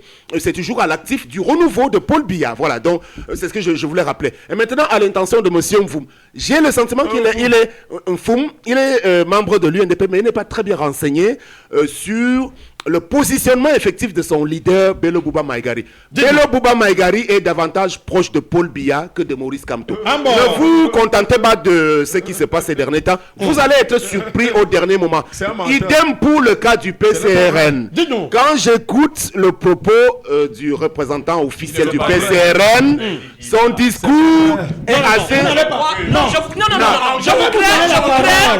Ango ne devra pas partir de ce plateau sans qu'il n'ait reçu ce que moi j'ai. On va lui donner la parole. Voilà, parce que là, maintenant, il va faire une fuite en avant. Il va faire une fuite en avant, débiter du n'importe quoi et sortir et penser que ça va passer comme ça. Ok, merci. Vous allez réagir, c'est votre droit le plus absolu. Mais il dit qu'il s'en va. Bon, non. C'est notre problème. Au moins, même de l'extérieur, il va recevoir ce pamphlet. Même s'il n'est pas là, vous allez réagir. Non, en réalité, il n'ira nulle part. Il a dit au revoir aux auditeurs. On doit nous écouter. Léonie. Non, mais laissez que les gens parlent quand même. C'est le débat, non? C'est aux auditeurs que vous vous adressez. Ce n'est pas à moi. Écoutez, non. Calmez-vous. C'est moi qui donne la parole. Vraiment, c'est moi qui donne la parole. Et soyez disciplinés sur ce plateau. Sinon, vous n'allez plus en parler. Allons-y. Moi, je suis en train de chuter. Et pour leur rappeler, en fait, on s'adresse aux auditeurs. Ce n'est pas à moi qu'ils ont à répondre. Ils vont répondre. Laissez-le. Voilà. Donc, en réalité, je dis, pour le cas même du PCRN, également, nous au RDPC, je vais vous dire, une formation de sous-sol, nous on ne les considère pas véritablement comme un parti d'opposition radicale. Donc le discours de leurs représentants contraste un tout petit peu avec vous savez que Ango est comme... Avant qu'il ne parte d'ici, je voudrais faire comprendre que Ango a été au MRC. Ango a été le président de National. Ango, mais si maintenant c'est Ango, voilà. Donc vous ne pouvez pas venir donner des leçons au PCRN et partir et sortir de ce plateau. Regardez, non, attendez. Le problème c'est l'inconsistance d'Ango. Quand il arrive sur le plateau, il faudrait qu'il sache à qui parler. Bon, attendez. Écoutez, maintenant je serai obligé d'interpeller vos partis politiques. Que les partis politiques envoient des panélistes responsables. Comment quelqu'un d'autre a la parole? Vous prenez, c'est moi qui donne la parole. Vous aurez le temps de réagir sur les propos d'Ango. Mais quand Ango parle... Non, vraiment, là c'est le désordre. C'est le désordre. Il faudrait que l'UNDP envoie ici des panélistes disciplinés. Je suis discipliné. Alors restez calme. Si Ango n'est pas discipliné. Vous allez avoir la parole. Monsieur Sam Severa Ango. Du positionnement de l'UNDP en quelle qualité? C'est son temps de parole. Non, qu'il parle du positionnement. Ce n'est pas vous qui présentez cette émission. Monsieur Ango, vous avez la parole. Oui, vraiment. Revenez, parlez, ne revenez pas dessus. Oui, donc en réalité, j'indiquais qu'aujourd'hui, les choses se jouent à un autre niveau. Et donc moi je suis très bien introduit et très bien renseigné. Bello Bouba Maïgari est un des tout premiers dirigeants de ce pays, aux côtés d'abord de Amadou Ahidjo. Il a été le tout premier ministre de Paul Biya, en réalité. Donc, il est resté au gouvernement, tour à tour également, jusqu'à récemment. Donc, ne vous fiez pas à tout ce qui se fait ou qui se dit du bout des lèvres. Donc, en réalité, aujourd'hui, nous allons avoir la certitude... D'ailleurs, à propos de la coalition, dites-nous. J'ai entendu tout à l'heure qu'il pourrait être présenté comme la figure qui peut représenter toute l'opposition. En réalité, il y a eu un autre communiqué signé du directeur de campagne et porte-parole du candidat, c'est-à-dire Pierre Flambon-Gayap, qui dit ne pas reconnaître les tractations qui sont menées dans ce cadre-là. Donc, quand on est militant de l'UNDP, on doit être au courant. Donc, vous voyez, donc il n'est même pas informé de ce qu'il y a un communiqué. Ah, voilà, donc il n'est pas informé de ce qu'il y a un communiqué qui se désolidarise. Non, c'est vrai, monsieur, confirmez-lui que le communiqué existe. Donc, signé de Pierre Flambon-Gayap. Voilà. Donc, à ce niveau-là, le projet d'une coalition, ils ne sont pas partie prenante. Idem pour les représentants du SDF, du PCRN, du PURS et de bien d'autres. Donc, par rapport à cela, c'est ce que j'avais à dire. Je pourrais revenir sur ce plateau, si je termine, si vous partez jusqu'à 17h. Merci beaucoup. D'accord, merci. Alors, Léonide Foum veut réagir. Allons-y. Maintenant, réagis donc. Et personne ne te coupera. Vraiment, Angelbert, tu es un ami. Non. Allons directement droit au but. Réagissez sur ce que vous voulez. Je vais aussi sur ce plan. Des gens ont parlé pendant une éternité ici. Tu perds le temps. Dis ce que tu as dit. Tu es modérateur, Biassi. Biassi, tu es modérateur. On va donner la parole à quelqu'un d'autre. On va donner la parole à quelqu'un d'autre s'il n'a pas la parole. Francis Bidima veut certainement réagir. Alors, je voudrais d'entrée de jeu interpeller les auditeurs par rapport aux propos qui viennent d'être débités tout à l'heure par je ne sais quel militant, si les militants du Parti camerounais pour la réconciliation nationale. Je parle ici escalité du Parti camerounais pour la réconciliation nationale. Monsieur Angelbert Fomon, je voudrais également que vous retiriez ce que vous avez dit ici tout à l'heure. Qu'est-ce qu'on a dit? Que l'on vous envoie des panélistes irresponsables. Je voudrais vous le dire, c'est déjà assez difficile pour que l'on arrive dans vos plateaux. Et lorsque vous le dites, c'est une insulte très grave à l'endroit des partis politiques que nous représentons ici. Nous ne sommes pas ici en tant qu'irresponsables, nous représentons les partis politiques et tout ce que nous disons ici engage les partis politiques pour lesquels nous sommes venus à la représentation. Ça, nous attendons de vous en retour que vous soyez disciplinés. Maintenant, la discipline, elle est de vous. C'est vous qui êtes pour la discipline du plateau. Bon, là, je ne voudrais pas entrer. Mais maintenant, par rapport à ce que Sam Severa Ango vient de dire tout à l'heure, je voudrais déjà rappeler aux auditeurs. Vous êtes monsieur...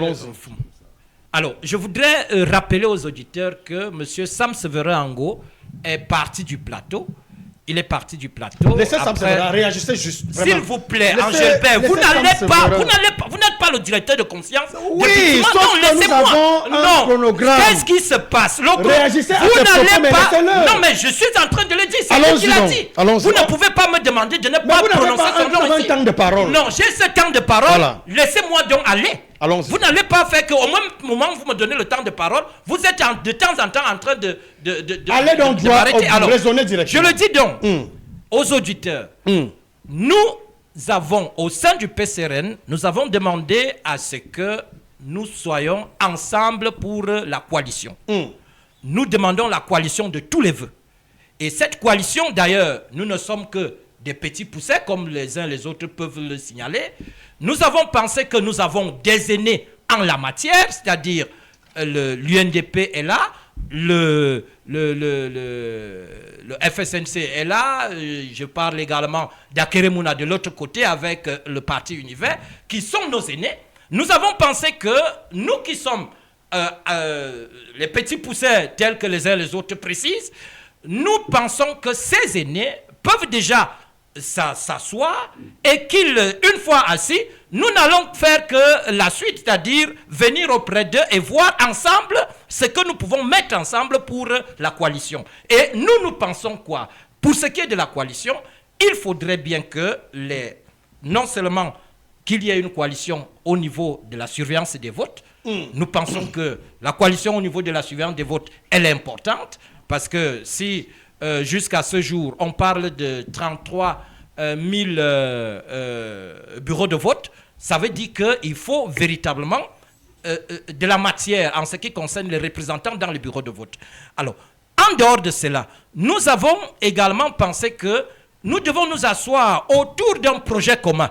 Le projet commun étant quoi? Que chacun apporte ce qu'il peut apporter pour que nous puissions, au travers d'un seul projet politique, que nous nous mettions ensemble et que, à partir de là, qu'on puisse donc sortir la figure de proue qui peut porter ce projet. Et donc, à cette date, à la date d'aujourd'hui, nous continuons les tractations au niveau du PCRN.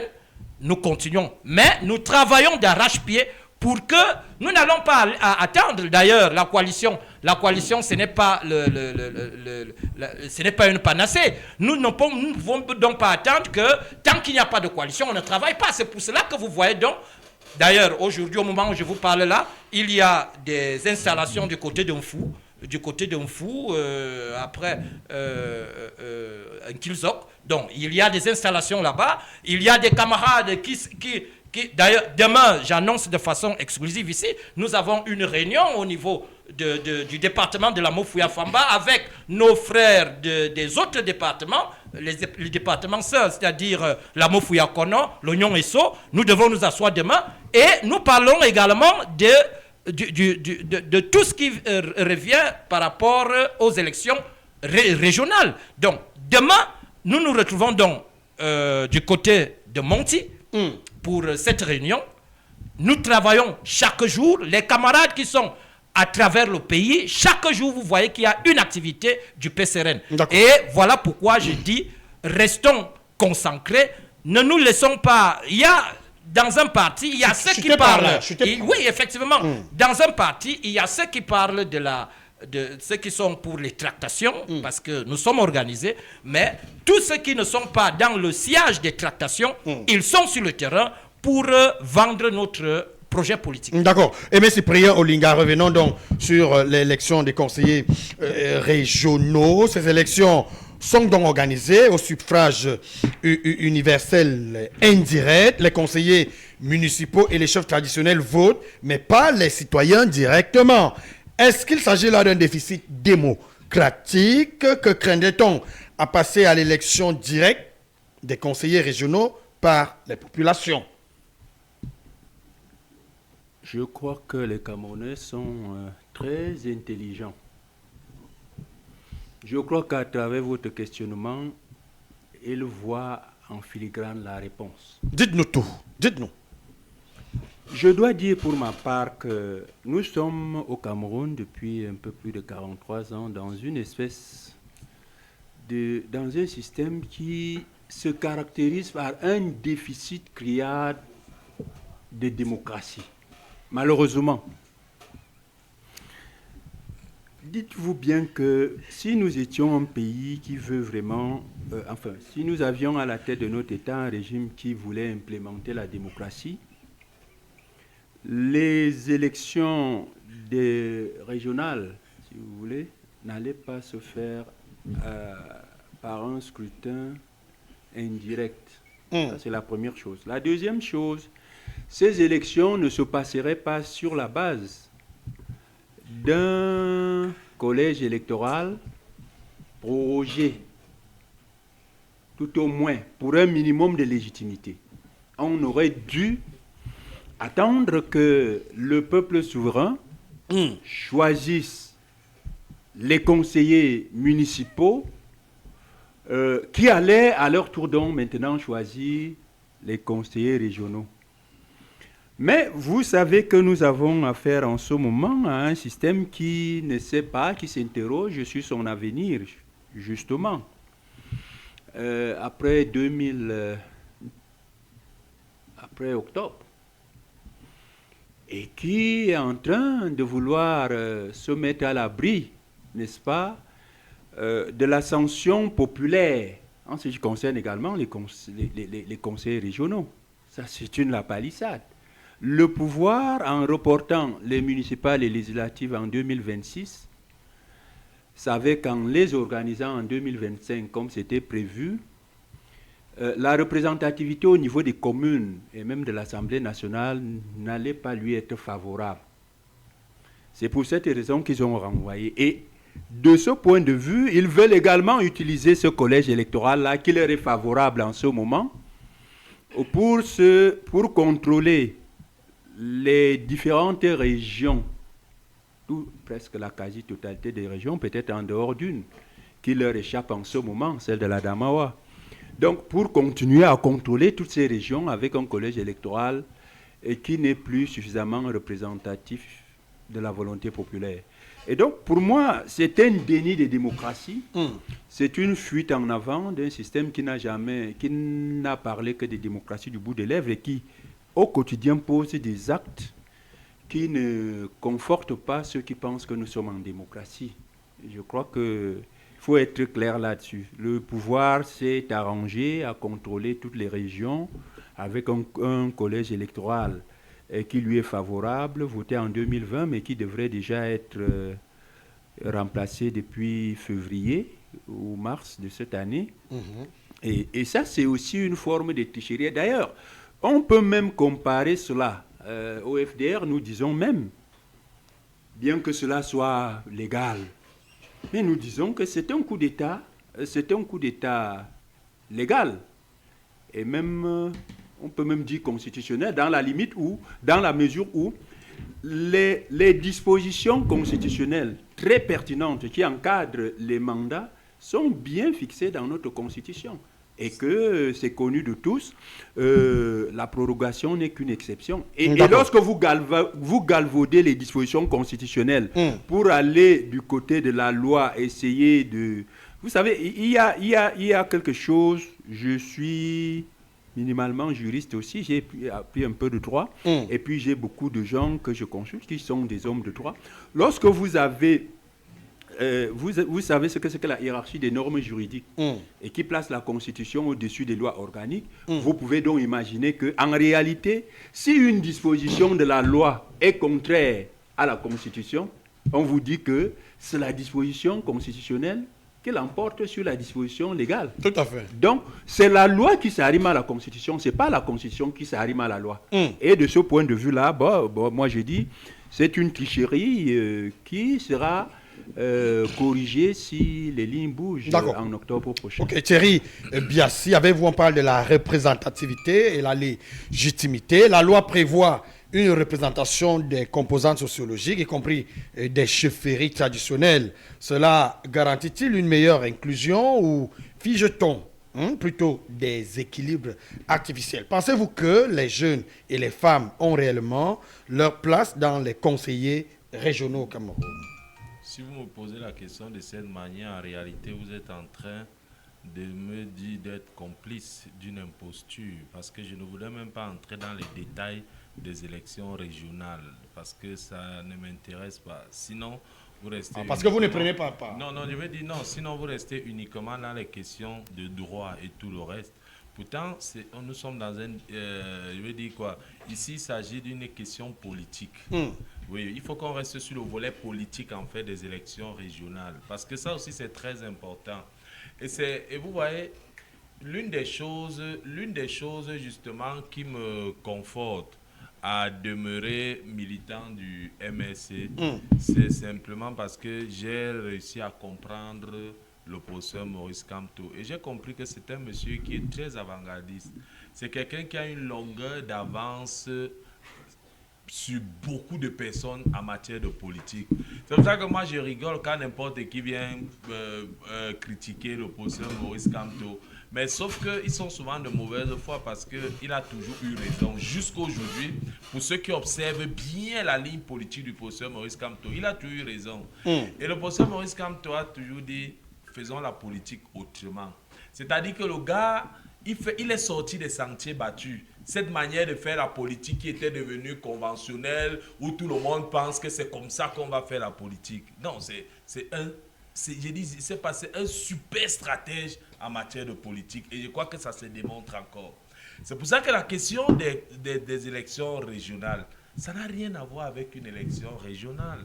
Comment ça? Non, le président Paul Biya et tous ces gars sont uniquement dans une stratégie politique de déstabilisation des partis de l'opposition. C'est tout. Et ça, c'est une des choses qui me gêne beaucoup parce que d'abord, le calendrier électoral a été modifié. Les partis politiques ne se sont pas plaints. Ils ont bavardé dans les radios, c'est fini. On a lancé les élections présidentielles. Pendant que nous sommes en pleine campagne présidentielle, on vous annonce que non, 2 semaines après la présidentielle, vous avez les régionales. Et je vois les partis politiques, comme tout à l'heure, mon ami Bidima dit qu'ils sont en train de se mobiliser du côté de Fou pour avoir les candidats régionales, patati, patata. Non, écoutez. Non, vraiment, non, laissez les gens parler, vraiment. Vous ne pouvez pas réagir au pif. Peut-être pas de vous On ne réagit pas au pif. Vous êtes en train de vous mobiliser pour la campagne présidentielle. Vous allez réagir. 2 semaines après la campagne présidentielle, on vous dit qu'il y a les régionales. Vous allez recommencer à vous mobiliser pour les élections régionales. L'objectif des élections régionales, c'est quoi? Parce qu'il faut qu'on dise ça aux Camerounais. Et moi, je regrette que les partis d'opposition restent muets face à cette imposture. L'objectif, c'est la déstabilisation des partis. Comment? Demandez-moi pourquoi est-ce que je parle d'une déstabilisation des partis. Peut-être parce que vous n'êtes pas parti. Non, monsieur Germain Fomon, faites très attention. Dites-nous.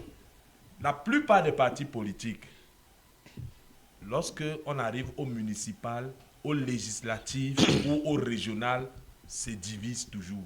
Parce que c'est X qui dit je veux être coopté, c'est elle qui dit je veux être conseiller régional, on fait les listes, on fait les ceci, ça va créer des fractions dans les partis politiques. Pendant que vous préparez la présidentielle, à l'intérieur de vos partis politiques, le président Paul Biya sait très bien que ça va créer des fractions à l'intérieur. Parce que les tractations ont commencé, je suis sûr, si vous demandez à Bidima ou bien à l'UNDP, ils vont vous dire que ça a commencé déjà dans leur parti. C'est moi, je vais être conseiller régional de la Meufouafamba, je vais être conseiller régional de Yaoundé, je vais être conseiller régional. Si vous n'avez donc pas le feu vert du président d'ici le 12, parce que après le 12, c'est 2 semaines, si quelqu'un se sent lésé, il y a de fortes chances que lui, il ira voter simplement le président Paul Biya, il ne votera pas Cabral. Si quelqu'un se sent lésé à l'UNDP, il va voter le président Paul Biya, il ne va pas voter Cabral. Donc la décision de mettre les élections régionales le lendemain de l'élection présidentielle, c'est uniquement une stratégie politique pour déstabiliser les partis de l'opposition. Moi, je vous dis, en 2020, c'est la première fois que j'étais partie prenante, intégrant dans l'organisation d'une élection municipale. J'entendais, on disait élection municipale. Que s'est-il passé finalement? Élection municipale. Que s'est-il passé chez vous? Non, pas que quelque chose. Pourquoi vous n'avez plus pris part à cette élection? Non, là c'est un autre débat, on ne va pas revenir là-dessus. Non, mais oui, vous avez été... Ça fait 5 ans, on ne revient pas là-dessus. Non, mais qu'est-ce qui s'est passé? On s'est justifié plusieurs fois. Je veux simplement dire, ce que je veux que les auditeurs retiennent, c'est l'ambiance qui règne pendant les préparations des élections municipales. C'est pendant les élections que vous savez si vous êtes un homme politique ou si vous n'êtes pas un homme politique. Le bavardage qu'on fait dans les médias, oh, je suis monté, oh, je suis de tel parti. Prenez pas à une élection. Vous allez voir les guerres qu'il y a à l'intérieur. Même le RDPC, allez quand le RDPC prépare les élections municipales, législatives ou bien n'importe quoi, vous allez voir les gens sont prêts à se déchirer à l'intérieur. Et le président Paul Biya sait ça très bien, que dans tous les partis politiques, ce n'est pas pour dire que ces militants ne sont pas d'accord avec la ligne de leur parti, hein. C'est juste qu'eux aussi, ils ont besoin d'un positionnement politique. Mais parfois, vous n'êtes pas dans le camp qui est adoubé par la hiérarchie du parti. Et automatiquement, vous vous sentez frustré. Vous vous sentez frustré. On a vu des gens ici qui, à la dernière minute, dans un parti politique, démissionnent. Parce que sa candidature n'est pas passée pour être conseiller municipal à Yaoundé 4, Yaoundé 5 ou dans n'importe quel parti. Ça a été le cas en 2020 avec le MRC, lorsqu'il n'est pas allé aux élections. Là, on a vu les gens démissionner du MRC. Non, là, c'est de manière globale. Je vous dis, à l'intérieur des organes politiques, c'est la guerre, c'est la bagarre. Moi, j'ai vécu ça. Donc, quand le président Paul Biya a convoqué le corps électoral pour les régionales, moi j'ai rigolé. Mais je m'attendais à un lever de bouclier des partis de l'opposition pour dire, Mais on va bientôt dépenser des milliards pour la présidentielle. Vous nous redemandez maintenant de redépenser les milliards pour les régionales 2 semaines après. Même mon frère, quel est le parti qui a ces moyens au Cameroun? Le RDPC. Oui, peut-être, parce que vous savez, vous prenez votre argent. Mais quel est le parti au Cameroun? Voilà mon ami Cyprien Olinga. Vous lui demandez d'investir pour la campagne présidentielle. À peine la campagne présidentielle est terminée, vous lui demandez de réinvestir pour la campagne régionale. Honnêtement. Et je vois les partis politiques rester bouche bée, personne ne parle et tout le monde est prêt à aller à ces régionales. Ça me fait rire parce que c'est là où le président Paul Biya va vous déchiqueter. Il va vous découper. Il va vous laminer. Il va vous laminer.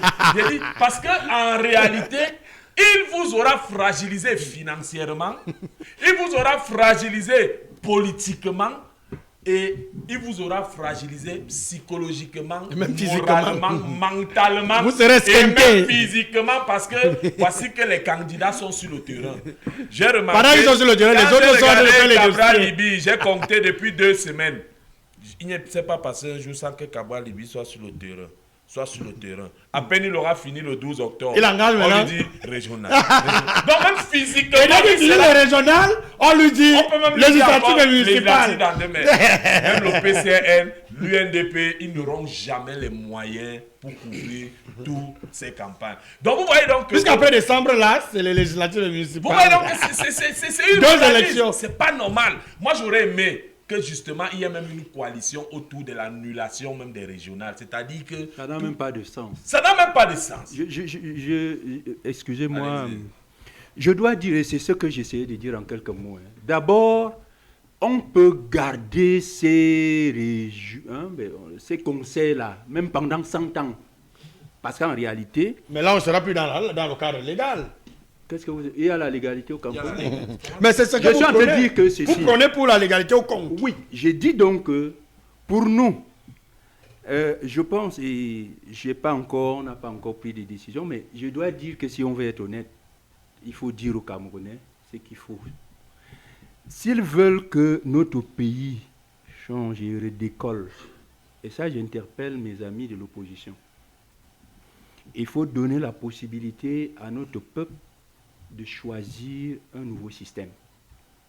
Parce que si en octobre, le 12 octobre, nous avons un président de la République nouvellement élu dans les forces du changement, peut-être dans le cadre d'une coalition consensuelle ou pas, mais dans le cadre d'une coalition, je suis sûr qu'il reviendra d'abord sur ce décret-là.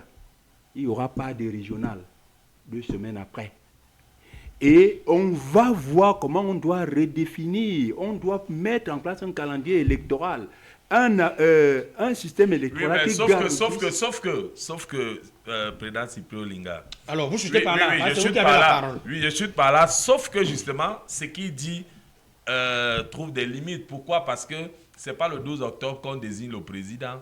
C'est-à-dire que le président et le Conseil constitutionnel déclare les candidatures pour les présidents, les résultats des élections présidentielles. Un mois. Non, mais d'ici le 6 novembre, le président sera déjà installé. Oui, mais sauf que l'élection, donc c'est le 30. L'élection des régionales, c'est le 30. Vous faites donc comment? Bon, je dois aussi dire une chose. Hein. Je veux aussi dire une chose. Si le chef de l'État, si un président de la République, si un président de la République... Il va dissoudre voilà, j'ai dit donc que si un président de la République... Oui, j'ai dit donc que si le président de la République a la possibilité de dissoudre l'Assemblée nationale, alors il a également la possibilité de dissoudre les conseils régionaux. Tout à fait. Bon, d'accord. René Tama, allons dans les enjeux.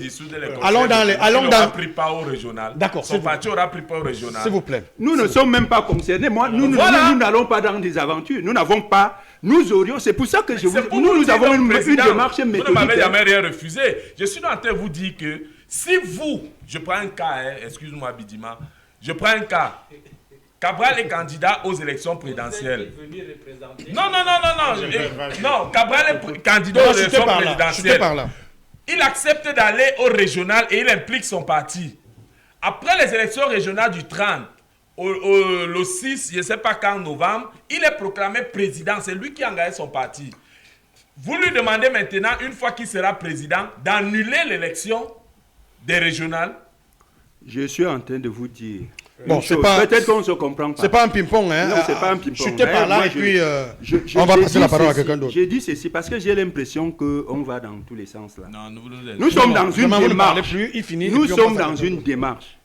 Et je crois que le plus important pour moi et pour le FDR, c'est que l'élection présidentielle du 12 octobre se passe comme le souhaitent les Camerounais et le FDR.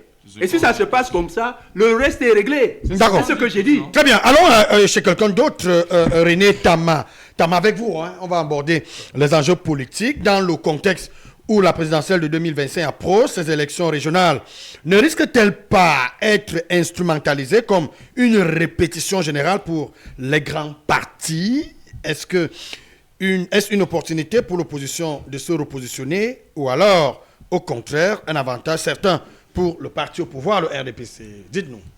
En fait, pour ma part, ce que je voudrais d'abord dire, c'est quoi?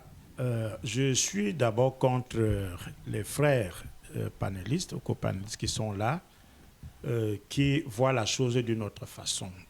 Déjà, M. Bissa, je crois que c'est votre nom. Biassi, M. Biassi, excusez pour moi. Bon, vous avez dit tantôt que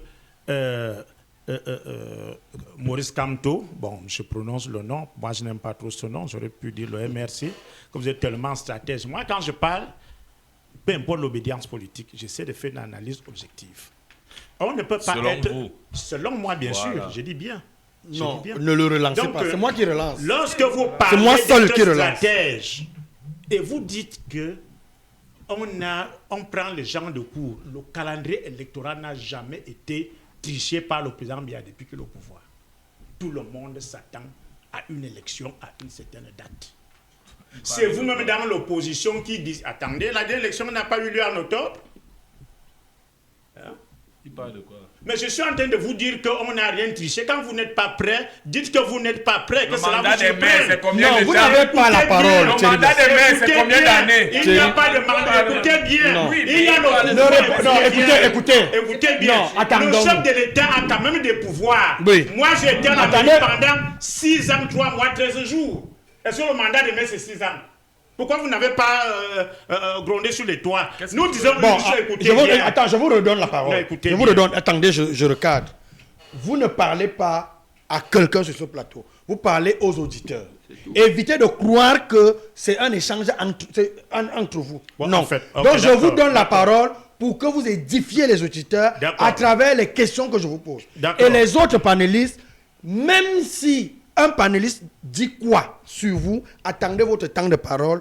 On va vous donner votre temps de parole. Vous pouvez prendre quelques minutes pour répondre à ce panéliste qui a parlé de vous. D'accord. Allons-y. Mais il était donc important que nous comprenions qu'il n'y a pas eu de machination là où nous sommes. Dès qu'on sort d'une élection, vainqueur ou vaincu, on se prépare à l'autre échéance qui pourrait vous surprendre à tout moment. Et j'ai aimé l'intervention de M. Pion Linga lorsqu'il reprend un peu l'esprit du décret portant prorogation du mandat avec le terme éventuellement. Éventuellement n'est pas une date précise. Ça veut dire qu'à tout moment, on peut revenir. On peut y remédier à tout moment. C'est de ça qu'il s'agit. Alors, lorsque nous allons au jour d'aujourd'hui, allons plutôt nous interroger. Les enjeux de la décentralisation voudraient que, pour parler véritablement de décentralisation au Cameroun, nous ayons mis de façon progressive, tel que le professeur Zebouane aussi l'avait dans la Constitution, que les instruments de la décentralisation seront progressivement mis en place. Et lorsque la décentralisation sera effective, l'on sortira du cadre du gouvernorat administratif dont nous parlons encore au jour d'aujourd'hui, ce qui a été évoqué par le frère et confrère Sam Severin Ango qui est parti. Alors, qu'est-ce que nous devons faire pour participer maintenant à ces combats des élections régionales? Chacun va avec l'organisation déjà qu'il connaît de la structuration de l'organisation de l'élection régionale. Partant d'abord des présidentielles, tous les partis sont censés s'être organisés à leur manière. Pour ceux qui parlent même de consensus ou de quoi, candidature consensuelle, au vu à la base de quoi nous allons y arriver. Parce que moi, je vais dire, bon, il arrive tout simplement un cas de coïncidence que le PCRN ait 2 représentants, mais ce n'est pas par rapport à ça que je suis. Mais je voudrais que nous soyons un peu objectifs et sérieux lorsque nous prenons position. Quand on va aboyer dans les sous-quartiers, c'est parce qu'on n'a pas su aménager la monture au départ. Le PCRN de Cabral Libye est assis au jour d'aujourd'hui sur 355 arrondissements. Vous savez combien en compte le Cameroun? Par contre, l'UNDP, excusez-moi, pour celui qui est de l'UNDP, il n'y a même pas une cellule UNDP dans la Mefouafamba, à cause de ce que nous savons.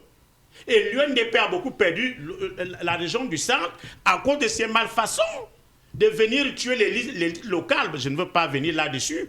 Mais au jour d'aujourd'hui, nous avons 2 challengers. C'est le RDPC avec Paul Biya et le PCRN avec Cabral Libye. Et moi, je voudrais plutôt inviter les uns et les autres. Si nous sommes là pour l'alternance, allons voter pour l'alternance. Laissons que tel a été Premier ministre, il a été ministre d'État, il a été tout cela. Et puis quoi encore? Quel a été le bilan pour lui dans la Mefouafamba, pour celui-là? Sinon que détruire les lits de la Mefouafamba, aller détruire celle de la Léké, ce qui lui vaut aujourd'hui à l'UNDP, pour ne pas le citer, la plus grande inimitié dans la région du centre. Alors, allons encore voir maintenant, lorsque nous allons pour l'élection régionale, nous sommes déterminés. La détermination n'est pas seulement d'ordre d'un parti politique, mais de la vie de la nation. On ne saurait parler de décentralisation sans avoir assez les outils. Et il n'est pas exclu qu'au lendemain même de ces élections régionales, l'on convoque l'élection sénatoriale. Parce que le sénateur doit être élu par le conseil municipal et par le conseil régional. C'est pour cela qu'on commence d'abord par le renouvellement du conseil municipal. Du conseil municipal, du conseil régional, afin que tout cela soit complet. Mais pourquoi nous voulons toujours condamner le Cameroun pendant que nous exigeons aussi la bonne marche de la vie politique de notre pays? Donc, soyons souvent aussi objectifs. Ok, d'accord. Léonide Foumavé, on va parler de la gouvernance locale. Que pourront vraiment changer les conseillers régionaux dans la vie quotidienne des populations, en termes d'infrastructures, d'éducation, de santé et d'emploi? Est-ce que vous avez des exemples précis où une région dotée de moyens aurait pu mieux répondre aux besoins locaux de l'État central? C'est en réalité la finalité de la décentralisation, c'est-à-dire pallier aux insuffisances de l'État central en rapprochant l'administration des administrés. Mais si vous prenez le budget de cette décentralisation, je crois qu'on le situe à peu près à 15%. Les conseils régionaux n'ont jamais véritablement reçu à la hauteur cette dotation. Et c'est là où se situe le problème. Mais Angelbert, permets-moi de toucher de manière holistique ce problème. Allons-y. C'est votre droit le plus absolu. Voilà. Et je voudrais convenir avec certains des panélistes ici que cet emballement du calendrier électoral n'est pas neutre. Comment ça? Non, il n'est pas neutre. Dites-nous tout. L'emballement du calendrier électoral veut que le RDPC fixe le calendrier le calendrier politique du pays. L'État ou le RDPC? On parle de la même personne. On parle de la même personne. Fixe le calendrier électoral du pays. Et dans cet emballement-là, il veut faire croire aux Camerounais qu'il ne peut pas avoir une autre manière de faire, ce qui est faux. Ce qui est archi faux. Il y a une autre manière de faire. Et c'est la raison pour laquelle j'étais en train de vous indiquer ici que ce pays-ci sera gouverné et de la bonne manière. Ah bon? Oui. Il sera gouverné et de la bonne manière. C'est vrai. Et la première échéance, et que les Camerounais ne s'y trompent pas, la première échéance de ce calendrier électoral, c'est au soir du 12 octobre. D'abord, le 12 octobre, il faudrait que nous sortions tous pour aller voter. Et il y a un mot d'ordre relativement à cette élection, c'est l'éveil et la veille électorale. Donc, 24 heures chrono d'éveil pour tous les Camerounais. Je dis bien d'éveil et de veille par rapport au processus électoral. Et lorsque nous aurons réussi ce cap-là, le reste, nous allons le déterminer. Ne vous inquiétez pas. Le Cameroun sera gouverné et de la bonne manière. D'accord. Très bien. Et de la très bonne manière. Là, c'est l'expression qui convient tout à fait. Alors, j'étais disant que lorsque ce calendrier a été fixé de la sorte, avec le système d'emballement qui est en train d'être érigé en norme dans notre pays, c'est pour que les Camerounais pensent qu'ils sont pris au piège. Personne n'est pris au piège de personne. Le peuple est souverain. Et le peuple dans ce pays demeure souverain. Et je vais chuter en vous disant que... Chuter par là. Je vais chuter en vous disant que l'opposition, quel que soit ce que veulent bien penser certains contempteurs, l'opposition camerounaise est en train de se structurer. Et le soir du 12 octobre, vous aurez une réponse aux problèmes que vous posez. Nous ne négligeons aucun élément dans la constitution de l'opposition camerounaise. Il faut que ce soit clair. Mais dans toute organisation ou bien dans toute structuration, il y a des lignes de force. Et ces lignes de force-là, les Camerounais les ont définies à travers l'opinion que tout le monde connaît.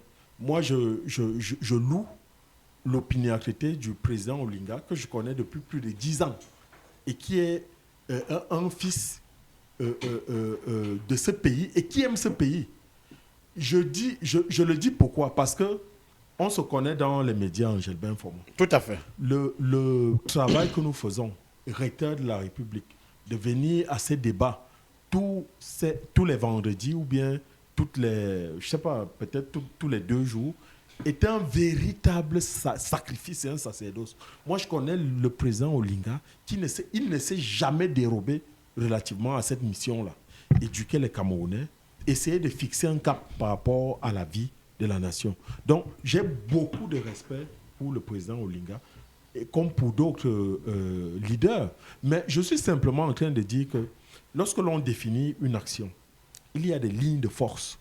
Et les lignes de force sur lesquelles l'opposition camerounaise et l'opinion publique est en train de s'appuyer, mais c'est que les leaders de poids de l'opposition, le président Kamto a été écarté de la course de manière vraiment très inique. Je dis bien très inique. Et nous avons dénoncé de façon la plus véhémente la façon dont il a été écarté du vote. Le stratège.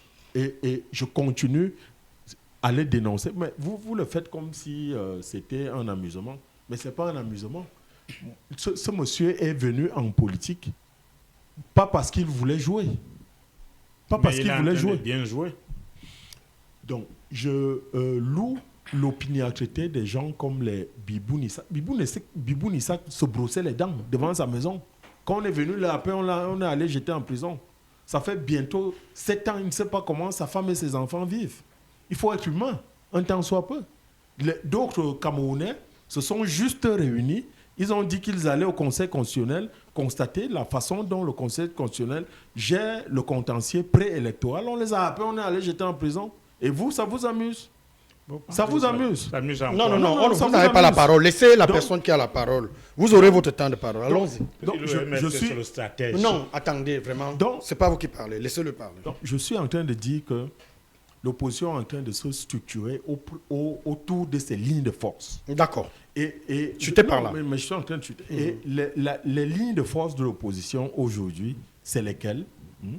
C'est que le candidat Kamto, malheureusement, n'est plus candidat à la présidentielle. Et ça, vraiment, nous le décrions. En revanche, vu son poids politique dans ce pays, il a un rôle à jouer par rapport aux besoins de changement que ce pays a et éprouve. Et je suis en train de vous dire ce qui se passe. Lorsque vous regardez la structuration de l'opposition telle qu'elle se présente à cette élection, la figure de proue et la figure de poids de cette opposition aujourd'hui, c'est Bello Bouba Maïgari. Que vous le vouliez. Selon vous. Ouais, Seigneur Dieu. Non, vraiment. Non, écoutez, ce n'est pas vous qui faites les relances, c'est moi qui fais les relances. Excusez. Vous avez votre temps de parole et puis on passe la parole à quelqu'un d'autre. Même si ça ne vous arrange pas, vous attendez. Quand on va vous donner la parole, il ne faut pas j'explique aux Camerounais en leur disant que, en termes de représentativité dans les institutions, l'UNDP est aujourd'hui le seul parti politique qui gère une région, qui gère une mairie de ville, qui, en matière de communes, a le plus grand quota dans l'opposition. À peu près la représentation dans les communes, à peu près une trentaine. Et dans une trentaine, et gère plus de 17 exécutifs communaux. Ça, c'est un fait. Même au niveau de l'Assemblée nationale, c'est la plus grande force de l'opposition. Ça, personne ne peut le dénier. Et donc, la responsabilité de Bello Bouba, en tant que leader de l'opposition, c'est de prendre son bâton de pèlerin et de structurer cette opposition. Et je vous dis aujourd'hui, Monsieur Angelbin Fomon, je le dis ici aujourd'hui, c'est en train d'être fait. Si Bello est allé rencontrer Kamtoyer, c'est pour structurer cette opposition pour qu'elle aille en rang serré à la présidentielle pour la gagner. Et pour que vos lois uniques ne soient plus opposées aux Camerounais. Ok, d'accord. Et je vous dis, monsieur du PCRN, calmez-vous. Parce que vous avez dit qu'il y a 2 représentants du PCRN. Là, vous entrez dans les intrigues. Oui. Vous avez fini de dire ce que vous dites. Francis, non, est-ce que j'ai fini? Francis Bidima, revenons sur les finances et l'autonomie. Sans transfert réel de ressources, la décentralisation reste donc un slogan. Selon vous, Francis Bidima, le Cameroun a-t-il prévu un financement crédible pour ces régions? Ou alors, que pensez-vous du principe de la péréquation et de la répartition des ressources entre les régions riches et les régions pauvres?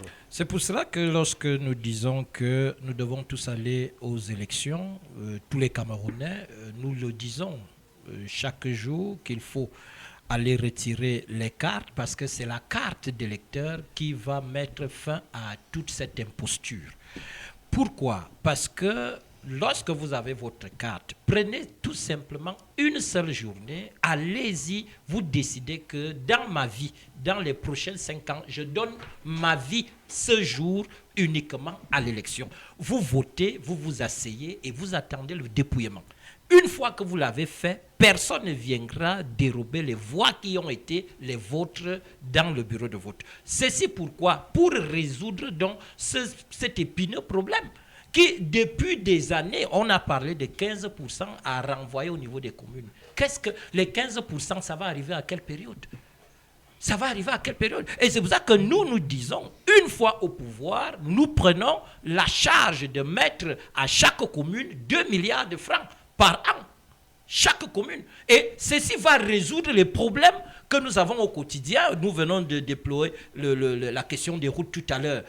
Si déjà vous avez 2 milliards dans une commune, ça vous permet d'avoir, ne serait-ce qu'avec 500 millions, vous pouvez déjà acheter les engins qui vont chaque jour reniveler les routes. Et ceci pour permettre aux populations d'avoir une vie d'aisance.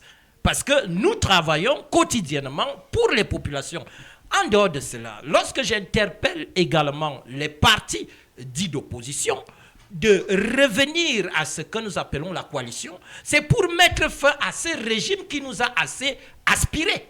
Et ceci pourquoi? Parce que nous pensons que une fois que M. Biya n'est plus au pouvoir, cette affaire de conseil régional va être revue. Mais si M. Biya reprend le pouvoir, voilà ce qui va se passer.